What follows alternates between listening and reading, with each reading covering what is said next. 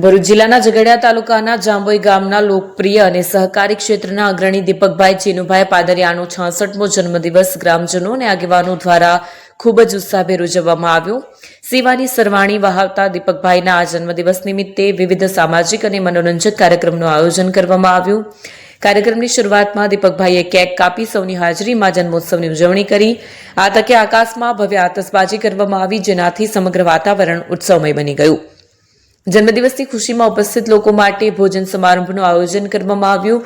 વિશેષમાં ઉપસ્થિત તમામ મહેમાનો અને ગ્રામજનોને યાદગીરી રૂપે ભેટ વિતરણ કરી દીપકભાઈએ સૌનો આભાર માન્યો.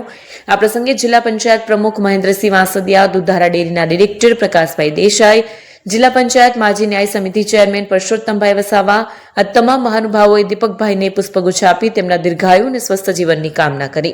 આ ઉજવણીમાં ગામના આગેવાનો, વડીલો અને મોટી સંખ્યામાં નાના બાળકોએ ઉપસ્થિત રહી દીપકભાઈ પાદરિયા પર શુભેચ્છાઓનો વરસાદ વરસાવ્યો હતો. જાંબાઈ ગામમાં આ જન્મોત્સવ એક સામાજિક સ્નેહ મિલન જેવો માહોલ સર્જી ગયો હતો.